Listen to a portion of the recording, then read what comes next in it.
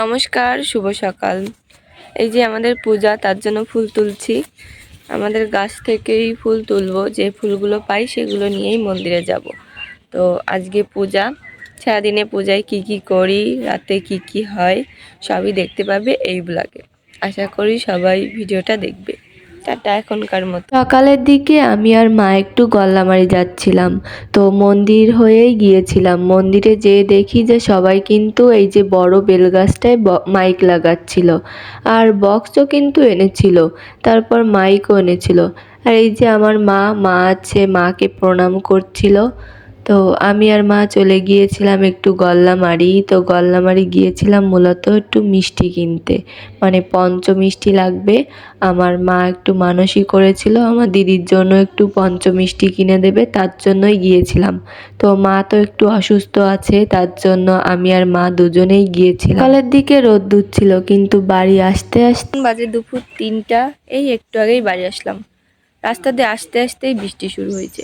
এমনিতেও আজকে প্রচুর শীত, আমার তো শীত লাগছে, তার বাদে যদি এখন আবার বৃষ্টি শুরু হয় কেমনটা লাগে। এই শীতকালে বৃষ্টি হলে কি ভালো লাগে?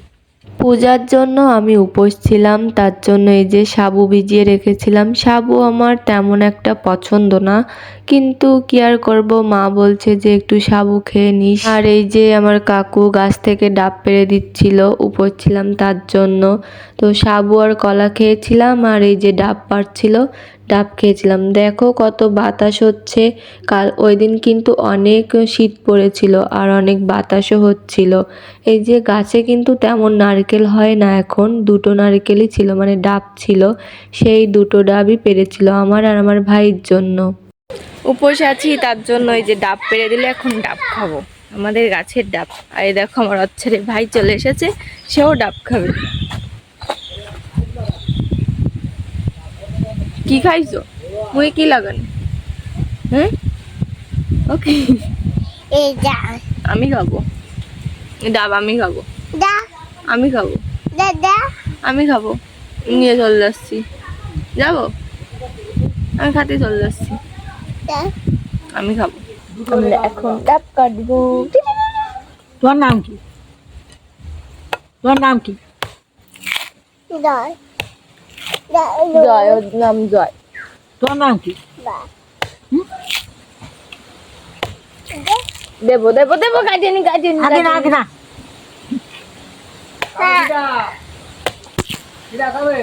একটু বাদেই পূজা, তো এখন একটু আগে থেকে তো বৃষ্টি শুরু হয়েছে, এখন আবার জোরে জোরে হচ্ছে।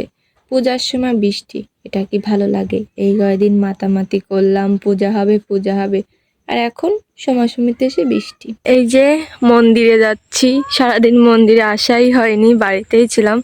দেখো সব গাছপালা কিন্তু ভিজা, মানে একটু আগেও বৃষ্টি হয়েছে, ঝুম বৃষ্টি, মানে অনেক বৃষ্টিই হচ্ছিল। তো তার জন্য একটু দেরি করেই আসলাম মন্দিরে। মন্দিরে হয়তো সবাই যে আমাদের সবার বড় মা। তো ভেবেছিলাম পূজার ব্লগটা এই ভিডিওতেই শেষ করব, কিন্তু অনেকটা বড় হয়ে গেছে এই ভিডিও, তো এখানে আর পূজার সব কিছু দেখাতে পারলাম না। পরের ভিডিওতে সব কিছু দেখাবো।